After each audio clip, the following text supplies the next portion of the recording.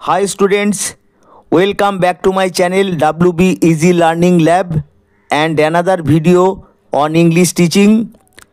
যারা চ্যানেলটি সাবস্ক্রাইব করেছো তাদের সবাইকে আমার পক্ষ থেকে অনেক শুভেচ্ছা।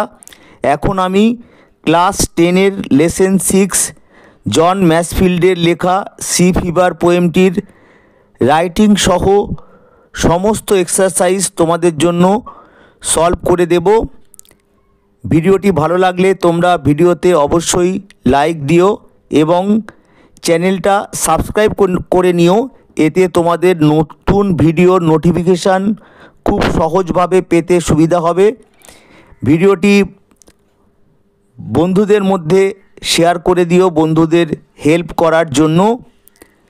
ক্লাস 10 এর অন্যান্য লেসেনগুলির বাংলা অনুবাদ করে এবং লেসেনগুলির এক্সারসাইজেস সলভ করে আমি ভিডিওস ইতিমধ্যেই আপলোড করে দিয়েছি।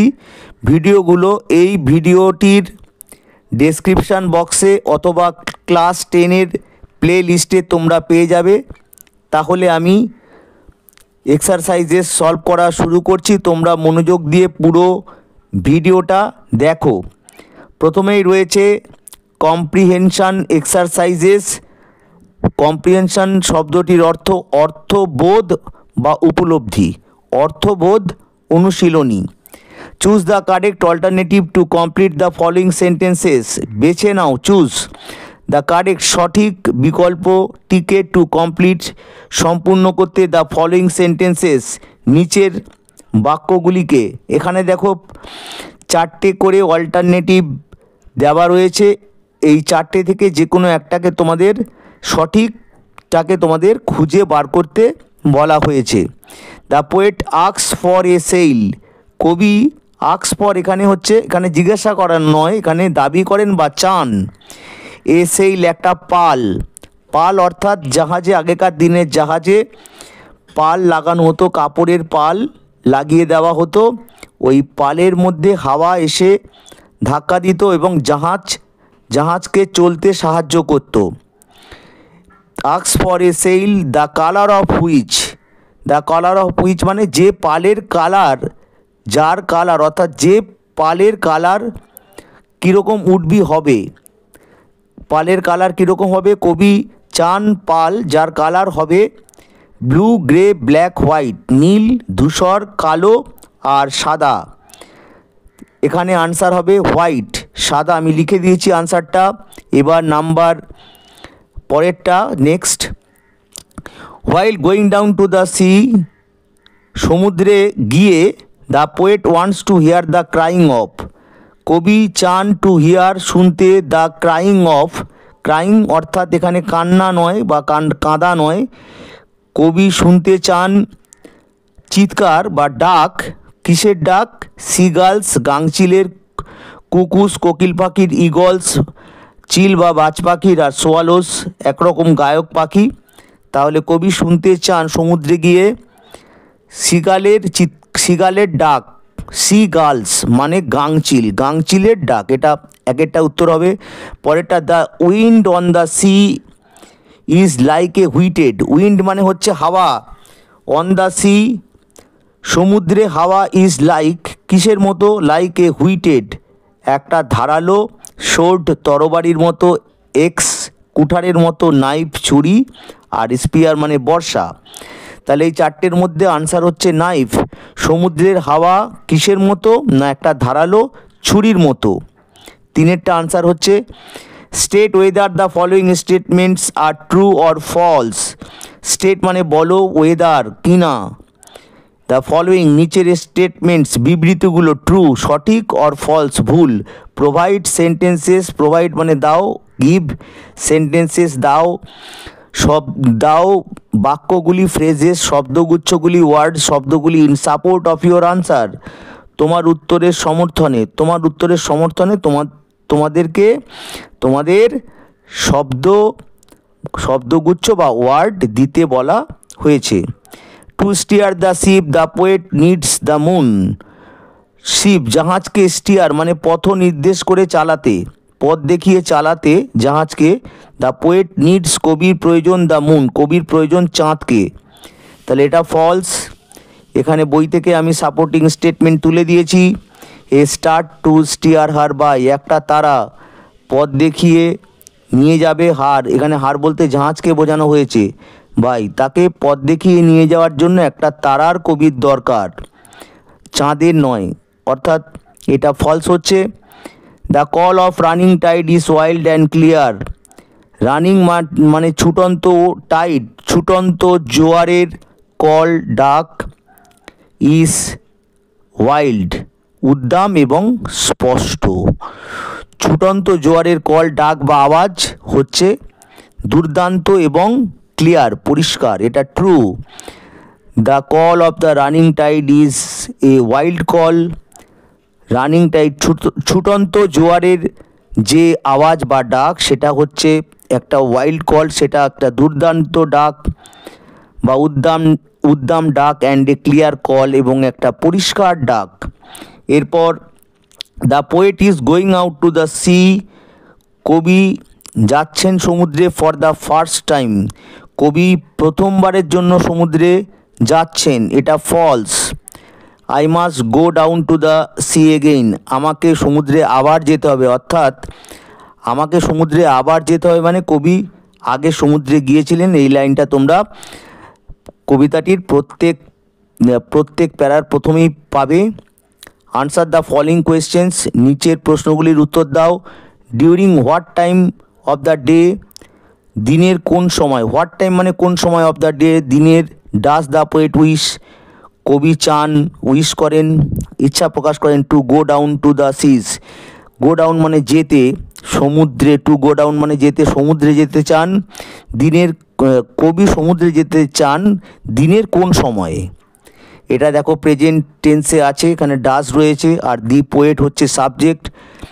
এরকম থাকলে তো আমি কিন্তু দেখো এখানে পুরো কবিতা থেকেই তুলে দিয়েছি। The poet wishes to go down to the seas, পুরো এখানে দেখো কবিতা থেকে এরকম তুলে দিয়েছি আমি, তোমাদেরও এরকম কবিতা থেকে তুলে দিতে হবে। সিজ হোয়েন এ গ্রে ডন ব্রেকস, কখন এই প্রশ্ন ছিল, হোয়াট টাইম কোন সময়, হোয়েন মানে যখন, এ গ্রে ডন একটা ধূসর ভোর বা উষা, ব্রেক ধূসর ভোর হয়, ব্রেক মানে হয় এখানে। তাহলে এর পরেরটা, what kind off day does the poet prefer for selling, কোন কাইন্ড মানে ধরনের, অফ ডে কোন ধরনের দিন, ডাস দ্য পোয়েট প্রেফার কবি প্রেফার করেন বেশি পছন্দ করেন, ফর সেইলিং সমুদ্র ভ্রমণের জন্য, সেইলিং মানে সমুদ্র ভ্রমণ। এখানে দেখো প্রেজেন্ট টেন্সে আছে, এটা ডাস আছে আর দি পোয়েট হচ্ছে সাবজেক্ট, থার্ড পারসন সিঙ্গুলার, তাই এর আগে ডাস রয়েছে। দ্য পোয়েট প্রেফার্স কবি বেশি পছন্দ করেন, এ উইন্ডি ডে একটা ঝোড়ো দিন, উইথ হোয়াইট ক্লাউডস ফ্লাইং সাদা মেঘ উড়ছে, ফর সেইলিং। তাহলে কবি সমুদ্রে ভ্রমণের জন্য পছন্দ করেন একটা ঝোড়ো দিন আর সাদা মেঘের উড়ে যাওয়া। What does the poet prefer to hear from A fellow rover, একটা ফেলো রোভার একটা সঙ্গী নাবিকের থেকে কবি কি শুনতে, হিয়ার মানে শুনতে, কবি প্রেফার বেশি পছন্দ করেন, এটাও দেখো প্রেজেন্ট টেন্সে রয়েছে। দ্য পোয়েট প্রেফারের সঙ্গে এস দিতে হবে, কারণ দ্য পোয়েট হচ্ছে third person singular number. Prefers to hear from a, prefers to hear শুনতে পছন্দ করেন, কি শুনতে পছন্দ করেন লিখে দিতে হবে। এ মেরি ইয়ার্ন একটা আনন্দের গল্প, ফ্রম এ ফেলো রোভার, এটা দেখো প্রশ্নে লেখা ছিল ফ্রম এ ফেলো রোভার, তাহলে একটা সহ বা সঙ্গী নাবিকের থেকে, একটা সহ বা সঙ্গী নাবিকের থেকে কবি শুনতে বেশি পছন্দ করেন একটা আনন্দের গল্প। গ্রামার ইন ইউজ এখানে রয়েছে, দেখো ডু অ্যাজ ডিরেক্টেড করো যেরকম নির্দেশ করা রয়েছে, এখানে দেখো ব্র্যাকেটের মধ্যে নির্দেশ করা আছে যা করতে হবে তোমাদের। হোয়াট এ শকিং সাইট কি একটা বেদনাদায়ক দৃশ্য, এটা দেখো এক্সক্লামেটরি সাইন রয়েছে, এটা একটা বিস্ময়বোধক বাক্য, এক্সক্লামেটরি সেন্টেন্স এটা। আর সেন্টেন্স কত প্রকার আছে আমি তোমাদেরকে বলে দিচ্ছি, তোমরা শুনে নাও। Assertive sentence, interrogative sentence, imperative sentence, optative sentence এবং এক্সক্লামেটরি সেন্টেন্স। এটাকে অ্যাসার্টিভ সেন্টেন্স করতে হবে, অর্থাৎ এখান থেকে বিস্ময়বোধক বিস্ময় তুলে দিতে হবে এবং এটাকে একটা সাধারণ সেন্টেন্স, কোনো কিছু বর্ণনা করছে, কোনো ঘটনা ডেসক্রাইব করছে বা ন্যারেট করছে, এরকম একটা বাক্য কিন্তু করে দিতে হবে। তাহলে it is a very shocking sight, এখানে দেখো হোয়াট আছে, তাই এখানে ভেরি দিতে হবে, এটা কিন্তু অবশ্যই তোমাদের দিতে হবে। এটা একটা খুবই বেদনাদায়ক দৃশ্য। I am sure of his success, আমি তার সফলতার বিষয়ে শিওর, নিশ্চিত। Change into a complex sentence, এই সেন্টেন্সটা কিন্তু যেটা দেওয়া আছে সেটা একটা সিম্পল সেন্টেন্স, সরল বাক্য। দেখো এখানে একটা ভার্ব আছে অ্যাম, তাহলে এখানে দুটো ভার্ব আনতে হবে, দুটো ভার্ব না থাকলে কমপ্লেক্স সেন্টেন্স হয় না। এখানে উত্তরটা আমি করে দিয়েছি, আই অ্যাম শিওর, আমি নিশ্চিত, দ্যাট হি উইল সাকসিড, যে সে উইল সাকসিড, সে সফল হবে। এখানে দেখো অ্যাম রয়েছে আর তার সাবজেক্ট আই, আর এরপরে দেখো উইল সাকসিড, সফল হবে, তার সাবজেক্ট হি, আর দ্যাট দিয়ে জয়েন করা আছে দুটো সেন্টেন্সকে। এটা একটা জটিল বাক্য, এটা নাউন ক্লজ দিয়ে জয়েন করা রয়েছে। আমি নিশ্চিত আমি নিশ্চিত যে সে সফল হবে। এরপর Snigdha is not only wise but also brave, Snigdha হয় শুধু বিচক্ষণই নয়, স্নিগ্ধা শুধু বিচক্ষণই নয়, বাট অলসো ব্রেভ, সাহসীও। তাহলে স্নিগ্ধা দুটো, এখানে দেখো কো রিলেটিভ রয়েছে, নট অনলি বাট অলসো। এটাকে সিম্পল সেন্টেন্স করতে হবে এই সেন্টেন্সটিকে। Snigdha is wise and brave, Snigdha হয় ওয়াইজ মানে হচ্ছে বিচক্ষণ, অ্যান্ড ব্রেভ এবং সাহসী। এরপর রাইটিং অ্যাক্টিভিটি, এখানে রাইটিং করতে হবে, লিখতে হবে তোমাদেরকে। এখানে সামারি লেখার কথা বলা হয়েছে, write a summary of the following passage, নিচের অনুচ্ছেদটির সামারি লেখো উইদিন 100 ওয়ার্ডস। শব্দ এখানে বলে দেওয়া রয়েছে 100টা শব্দের মধ্যে। এবার আমি প্যাসেজের বাংলাটা পড়ে দিচ্ছি যাতে তোমাদের এর যে সামারিটা, সারাংশটা বুঝতে সুবিধা হয়। Egyptian kings are called pharaohs, Egyptian রাজাদের ফেরাও বলা হয়।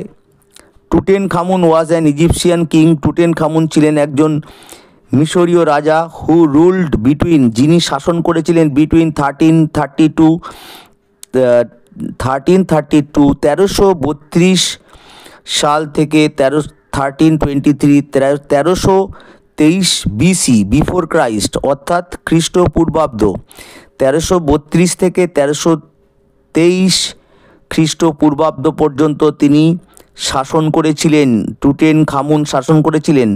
টুটেনখামুন ওয়াজ ভেরি ইয়ং, টুটেনখামুন ছিলেন খুবই ছোট। When he became the king, যখন তিনি রাজা হয়েছিলেন। হি ওয়াজ অনলি 10 years old, তিনি ছিলেন মাত্র 10 বছর বয়সী। হোয়েন হি অ্যাসেন্ডেড, যখন তিনি আরোহণ করেছিলেন দ্য থ্রোন, সিংহাসনে। হি ওয়াজ দ্য সন অফ অ্যাখেনাটেন, তিনি ছিলেন অ্যাখেনাটেনের সন্তান। হু ওয়াজ অলসো এ ফেরাও, এই যে এখানে যে রাজার নাম করা হয়েছে আখেনাটেন, তিনিও ছিলেন একজন ফেরাও রাজা। As the king Tutankhamun undertook, রাজা হিসেবে টুটেনখামেন গ্রহণ করেছিলেন মেনি বিল্ডিং প্রজেক্টস, অনেক বিল্ডিং প্রকল্প, অনেক বাড়ি নির্মাণ প্রকল্প তিনি গ্রহণ করেছিলেন। This building projects were centred around Thebes and Karnak, এই বিল্ডিং প্রকল্পগুলো কেন্দ্র করে গড়ে উঠেছিল এই দুটো জায়গাকে কেন্দ্র করে, থেবস এবং কার্নাক, এই দুটো জায়গাকে কেন্দ্র করে এই বিল্ডিং প্রকল্পগুলো গড়ে উঠেছিল।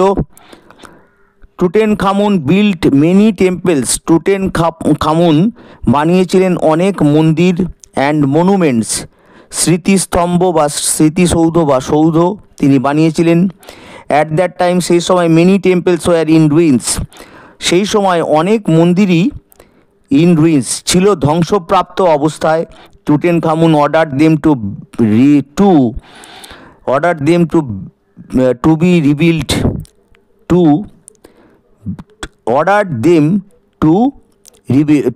রিবিল্ড সেগুলোকে অর্ডার করেছিলেন টুটেনখামুন। তিনি অর্ডার করেছিলেন, আদেশ দিয়েছিলেন সেগুলোকে রিবিল্ড করতে, পুনর্নির্মাণ করতে। Tutankhamun had various physical disabilities, টুটেনখামুনের ছিল নানা রকম শারীরিক বিকলাঙ্গতা। He suffered from ill health, তিনি অসুস্থ শরীরের জন্য তিনি কষ্ট ভোগ করেছিলেন। Suffered for a long period in his life, তার জীবনে একটা লং পিরিয়ড ধরে, একটা অনেক সময় ধরে তিনি তার জীবনে অসুস্থ শরীরের জন্য কষ্ট পেয়েছিলেন। টুটেনখামুন রিকোয়ার্ড দ্য সাপোর্ট অফ কেন, প্রয়োজন হয়েছিল দ্য সাপোর্ট অফ কেন, বেদ বা লাঠির সাপোর্ট প্রয়োজন হয়েছিল টু ওয়াক, হাঁটার জন্য। Because of his physical disabilities, তার শারীরিক বিকলাঙ্গতার জন্য তাকে বেদ বা লাঠির সাহায্যে হাঁটতে হয়েছিল। ইন এনসিয়েন্ট ইজিপ্ট, এর পরের প্যারা, প্রাচীন ইজিপ্টে the body of pharaohs were preserved, ফেরাউদের শরীরকে সংরক্ষণ করা হতো। আফটার হিজ ডেথ, ফেরাওয়ের মৃত্যুর পর, দিস প্রিজার্ভড বডি, এই সংরক্ষিত শরীর ওয়াজ নোন অ্যাজ মমি, এই সংরক্ষিত শরীর পরিচিত মমি নামে। দ্য প্রিজার্ভড বডি অফ টুটেনখামুনের সংরক্ষিত body was discovered by Howard Carter, এটাকে আবিষ্কার করা হয়েছিল টুটেনখামুনের শরীরকে বা খুঁজে বার করা হয়েছিল হাওয়ার্ড কার্টারের দ্বারা, অ্যান ইংলিশম্যান, যিনি ছিলেন একজন ইংরেজ। হি ডিসকভার্ড টুটেনখামুনস টম্ব, তিনি খুঁজে বার করেছিলেন টুটেনখামুনের সমাধি, টম্ব বা কবর। ইন 1922 সালে the tomb was nearly intact, সমাধিটা বা কবরটা ছিল প্রায় অক্ষত। হোয়েন ইট ওয়াজ ডিসকভার্ড, যখন এটাকে আবিষ্কার করা হয়েছিল। দ্য ডিসকভারি অফ টুটেনখামুনস টম্ব, টুটেনখামুনের সমাধির আবিষ্কার অ্যাট্রাক্টেড ওয়াইড ইন্টারেস্ট, আকর্ষণ করেছিল বিশাল আগ্রহ। অল ওভার দ্য ওয়ার্ল্ড, সারা বিশ্বে, সারা পৃথিবীতে। টুটেনখামুনের সমাধির আবিষ্কার সারা পৃথিবীতে বিশাল আকর্ষণ করেছিল। দ্য ডিসকভারি স্পার্কড, এই খুঁজে পাওয়া বা এই আবিষ্কার স্পার্ক, টুটেনখামেনের শরীরের আবিষ্কার বা টুটেনখামুনের সমাধির আবিষ্কার স্পার্ক, স্ফুলিঙ্গ ছড়িয়েছিল বা সৃষ্টি করেছিল, অ্যান ইন্টারেস্ট, একটা আগ্রহ সৃষ্টি করেছিল। ইন অ্যানসিয়েন্ট ইজিপ্ট, প্রাচীন মিশরের প্রতি একটা আগ্রহ সৃষ্টি করেছিল তার শরীরের বা তার সমাধির খুঁজে পাওয়াটা। এরপর আনসার দেখো আমি করে দিয়েছি। Tutankhamun the son of pharaoh Akhenaten, pharaoh আখেনাটেনের যে ছেলে ছিলেন Tutankhamun. Became a king at the age of 10 years, তিনি হয়েছিলেন রাজা। অর্থাৎ টুটেনখামুন, যিনি আখেনাটেনের সন্তান ছিলেন এবং নিজেও একজন ফেরাও বা রাজা ছিলেন, তিনি ছিলেন ফেরাও আখেনাটেনের পুত্র। তিনি রাজা হয়েছিলেন মাত্র 10 বছর বয়সে। হি আন্ডারটুক মেনি বিল্ডিং প্রজেক্টস, তিনি গ্রহণ করেছিলেন অনেক বিল্ডিং প্রজেক্টস, বাড়ি নির্মাণ প্রকল্প। অ্যান্ড বিল্ড মেনি টেম্পলস, এবং বানিয়েছিলেন অনেক মন্দির। অ্যান্ড মনুমেন্টস, এবং স্মৃতিস্তম্ভ বা স্মৃতিসৌধ বা সৌধ তিনি বানিয়েছিলেন। He suffered from ill health, তিনি অসুস্থ শরীরের জন্য ভুগেছিলেন, কষ্ট পেয়েছিলেন। অ্যান্ড হ্যাড টু ওয়াক, এবং তাকে হাঁটতে হয়েছিল। উইথ স্টিক্স, লাঠির উপর ভর করে। For being physically disabled, being মানে হওয়ার জন্য, শারীরিকভাবে বিকলাঙ্গ হওয়ার জন্য তাকে লাঠির সাহায্যে হাঁটতে হয়েছিল। In ancient Egypt the dead body of pharaohs was preserved as mummy. In ancient Egypt, প্রাচীন ইজিপ্টে, মিশরে ডেড বডিস অফ ফেরাওদের ডেড বডিগুলোকে সংরক্ষিত করা হয়েছিল অ্যাজ মমি হিসেবে। আমি এখানে একটু বলে নিই যে তোমাদের যখন সারাংশ লিখতে হবে তখন যে প্যাসেজটা দেওয়া হয়েছে বা দেওয়া থাকবে সেই প্যাসেজটা তোমরা ভালো করে পড়ে নেবে, আর ইম্পর্টেন্ট জায়গাগুলো প্রথমে আন্ডারলাইন করে নেবে, গুরুত্বপূর্ণ জায়গাগুলো, আর যে লাইনগুলো দেখবে যে বারবার রিপিটেশন আছে, একই জিনিস বর্ণনা করছে, সেগুলোকে তোমরা সেই লাইনগুলোকে এড়িয়ে যাবে। শুধু জিসটা, সারাংশটা তোমাদের নিতে হবে। যে কোনো প্যাসেজ থাকলে তার সারাংশটা তোমাদের নিতে হবে। আর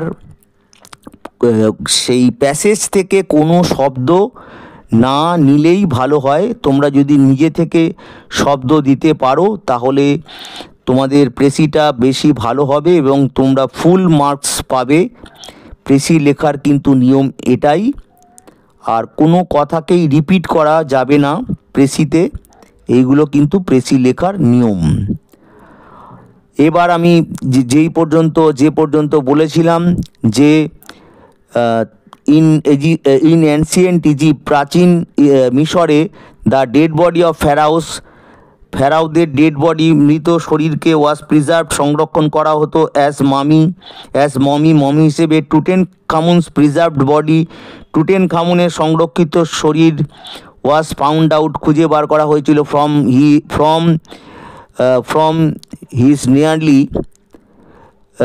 টুটেনখামুনের যে প্রিজার্ভড বডি, সংরক্ষিত শরীরকে ওয়াজ ফাউন্ড আউট, খুঁজে বার করা হয়েছিল from his nearly intact Tom, তার নিয়ারলি প্রায় অক্ষত, ইনট্যাক্ট মানে অক্ষত, টম সমাধি বা কবর থেকে, ইন 1922 1922 সালে খুঁজে বার করা হয়েছিল বাই হাওয়ার্ড কার্টারের দ্বারা, অ্যান ইংলিশম্যান, যিনি ছিলেন একজন ইংরেজ। তাহলে একজন ইংরেজের দ্বারা টুটেনখামেনের সংরক্ষিত শরীরটাকে খুঁজে বার করা হয়েছিল তার প্রায় অক্ষত সমাধি থেকে 1922 সালে। দিস ল্যান্ডমার্ক ডিসকভারি, এই গুরুত্বপূর্ণ আবিষ্কার, ট্রিগার্ড, এখানে দেখো প্যাসেজে দেওয়া আছে স্পার্কড, যে প্যাসেজটা বইতে দেওয়া আছে সেখানে দেখো স্পার্কড আছে, আমি এখানে ট্রিগার্ড করে দিয়েছি। অর্থাৎ তোমাদের চেষ্টা করতে হবে অন্য একটা সিনোনাইমাস বা নিয়ারেস্ট মিনিংযুক্ত শব্দ বার করতে, এরকম করে দিলে ভালো হয়। দিস ল্যান্ডমার্ক ডিসকভারি, এই গুরুত্বপূর্ণ আবিষ্কার, ট্রিগার্ড, সৃষ্টি করেছিল অ্যান ইন্টারেস্ট, একটা আগ্রহ, ইন এনসিয়েন্ট ইজিপ্ট, প্রাচীন ইজিপ্টের প্রতি একটা আগ্রহ সৃষ্টি করেছিল থ্রু আউট দ্য ওয়ার্ল্ড। এই গুরুত্বপূর্ণ আবিষ্কারটা সৃষ্টি করেছিল প্রাচীন ইজিপ্টের প্রতি একটা আগ্রহ, মানুষের আগ্রহ, থ্রু আউট দ্য ওয়ার্ল্ড, সারা বিশ্বে বা সারা পৃথিবীতে। এবার রাইটে নিউজ পেপার রিপোর্ট, একটা নিউজ পেপার রিপোর্ট লেখো উইদিন 100 ওয়ার্ডস, 100 শব্দের মধ্যে রিপোর্টটা লিখতে বলা হয়েছে। প্রতিবেদন on the incident of burglary, একটা চুরির ঘটনা ঘটেছে। সিদেল চোর বা কোনো কিছু ভেঙে যারা চুরি করে, ঘরের দরজা জানলা ভেঙে যারা চুরি করে, সিদেল চোর, সেই বার্গলারি চুরির ঘটনা ঘটেছে ইন এ ফ্ল্যাট, একটা ফ্ল্যাটে, ইন কলকাতাতে, using the following points, use মানে ব্যবহার করে, দ্য ফলোয়িং পয়েন্টস, নিচের পয়েন্টগুলো ব্যবহার করে। ডেট অ্যান্ড প্লেস, জায়গা এবং তারিখ এবং জায়গা, টাইম, সময় দিতে হবে, উল্লেখ করতে হবে। অকুপেন্টস অফ দ্য হাউস, বাড়ির যারা অকুপেন্টস অর্থাৎ বাড়ির বাসিন্দাদের সম্পর্কে বলতে হবে। নাম্বার অফ রবার্স, কজন ডাকাত ছিল সেটাও বলতে হবে। লিস্ট অফ আর্টিকেলস স্টোলেন, কী আর্টিকেল, কী জিনিসপত্র চুরি গেছে। আর পুলিশ ইনভেস্টিগেশন, পুলিশ তদন্ত সম্পর্কেও লিখতে হবে। অ্যাকচুয়ালি বার্গলারি কিন্তু রবারি নয়, বার্গলারি হচ্ছে রবারির থেকে আলাদা। বার্গলারি হচ্ছে সিঁদেল চুরি, আর রাবারি মানে ডাকাতি, মানে ফোর্সফুল। রাবারি হচ্ছে ফোর্সফুল, আর বার্গলারিটা কিন্তু ফোর্সফুল নয়, এটা তোমাদের মনে রাখতে হবে। ডিকশনারি অনুযায়ী এটাই মানে। এখানে আমি একটা দেখো টাইটেল দিয়ে দিয়েছি, এ ডেয়ারিং বার্গলারি অ্যাট বেহালা। বেহালায় একটা মারাত্মক দুঃসাহসিক বার্গলারি চুরির ঘটনা, কলকাতা, November 15। এখানে আমি যে তারিখে লিখেছি সেই তারিখটা দিয়ে দিয়েছি। তোমাদেরও পরীক্ষার দিনের তারিখ দিতে হবে এবং কোথা থেকে লিখছো, তোমরা কোন শহর বা কোন গ্রামের থেকে লিখছো সেটার থেকেও বড়, তোমাদের বাড়ির কাছে কোন জায়গাটা খুব ইম্পর্টেন্ট জায়গা, সেখান থেকেই খবরটা ছাড়া হবে। তো সেই জায়গাটার নাম তোমরা সিলেক্ট করবে এবং সেভাবেই দেবে। এ ডেয়ারিং বার্গলারি টুক প্লেস, একটা দুঃসাহসিক চুরি ঘটেছিল অ্যাট গ্রিন সিটি হাউজিং কমপ্লেক্সে অ্যাট বেহালা ইয়েস্টারডে, গতকাল মধ্যরাত্রে গ্রিন সিটি হাউজিং কমপ্লেক্সে একটা দুঃসাহসিক চুরির ঘটনা ঘটেছিল। দ্য ইনসিডেন্ট অকার্ড, ঘটনাটা ঘটেছিল অ্যাট প্রায় 1:30 AM, প্রায় রাত 1:30টার সময়, when the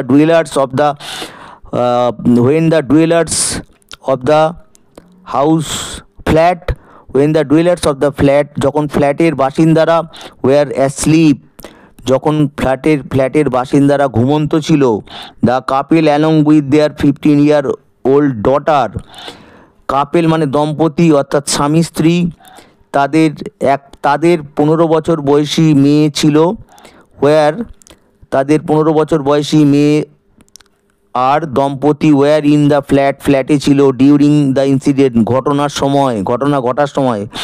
around 5 men entered into the flat, 5টা লোক ঢুকেছিল ফ্ল্যাটে। Breaking down the rear door, breaking down মানে হচ্ছে ভেঙে, রিয়ার মানে পিছনের দরজার ভেঙে 5টা লোক ঢুকেছিল এখানে। তাহলে কজন লোক প্রবেশ করেছিল? 5টা লোক প্রবেশ করেছিল বাড়ির পিছনের দরজা ভেঙে। দ্য বার্গলার্স ব্রোক ওপেন, বার্গলাররা ভেঙে ফেলেছিল দ্য লক অফ আলমিরার লকটা ভেঙে ফেলেছিল। অ্যান্ড টুক অ্যাওয়ে, এবং নিয়ে গিয়েছিল অ্যারাউন্ড ₹50,000, প্রায় 50,000, অ্যারাউন্ড মানে প্রায় 50,000 টাকা ইন ক্যাশ 50,000 টাকা নিয়ে গিয়েছিল। অ্যান্ড গোল্ড অর্নামেন্টস, এবং সোনার গয়না ওর্থ, যার মূল্য ₹2 লাখ, সোনার গয়নার মূল্য 2 লাখ টাকার মূল্যের সোনার গয়না আর 50,000 টাকার ক্যাশ তারা আলমারি ভেঙে নিয়ে গিয়েছিল। অ্যাট অ্যারাউন্ড 2:30 AM, 2:30টার সময় দ্য পুলিশ ওয়াজ ইনফর্মড, পুলিশকে জানানো হয়েছিল অ্যাবাউট দ্য ইনসিডেন্ট, ঘটনার সম্পর্কে পুলিশকে জানানো হয়েছিল। রাত 2:30টার সময় they arrived to the spot, তারা ওই জায়গাটায় উপস্থিত হয়েছিল ইমিডিয়েটলি, সঙ্গে। They have assured to capture the burglars, তারা অ্যাসিওর করেছে, তারা নিশ্চয়তা দিয়েছে, তারা কথা দিয়েছে যে ক্যাপচার ধরবে বার্গলারদের। The search operation is going on, search operation এখনও পর্যন্ত তাদের খোঁজার কাজ, বার্গলারদের খোঁজার কাজ ইজ গোয়িং অন, চলছে। নান হ্যাজ বিন অ্যারেস্টেড সোফার মানে এখনও পর্যন্ত কাউকেই গ্রেপ্তার করা যায়নি বা গ্রেপ্তার করা হয়নি। আশা করি তোমরা পুরোটাই বুঝতে পেরেছো। যদি কোনো অসুবিধা হয় তাহলে তোমরা কমেন্ট বক্সে জানাতে পারো, আমি অবশ্যই তোমাদের প্রবলেমগুলো সলভ করে দেব। আমি যখন ভিডিও করি তখন কিন্তু এক টেকেই সাউন্ড দিই, কোনো রকম আমি সাউন্ডের এডিট করি না, তাই কোনো জায়গায় 2-1টা ত্রুটি হতেও পারে। যাই হোক, ভিডিওটা ভালো লাগলে তোমরা অবশ্যই ভিডিওতে লাইক দিও এবং চ্যানেলটা সাবস্ক্রাইব করে নিও, যাতে তোমরা অন্যান্য ভিডিওগুলোর নোটিফিকেশান সহজেই পেয়ে যাও। আমি যতটা আমি খুব চেষ্টা করেছি যাতে করে খুব সহজভাবে উত্তরগুলো লেখা যায় এবং তোমাদের মুখস্থ করতেও খুব সুবিধা হয় এবং তোমরা পরীক্ষায় ফুল মার্কস পেতে পারো। সেটা তোমরা আমার তৈরি করা উত্তরগুলো দেখলেই বুঝতে পারবে। চ্যানেলটা অবশ্যই সাবস্ক্রাইব করো এবং বন্ধুদের সাহায্য করার জন্য বন্ধুদের মধ্যে চ্যানেলটা তোমরা শেয়ার করে দিও। Lots of thanks to you for watching the video. Goodbye, খুব ভালো থেকো, পরের ভিডিওতে আবার দেখা হবে।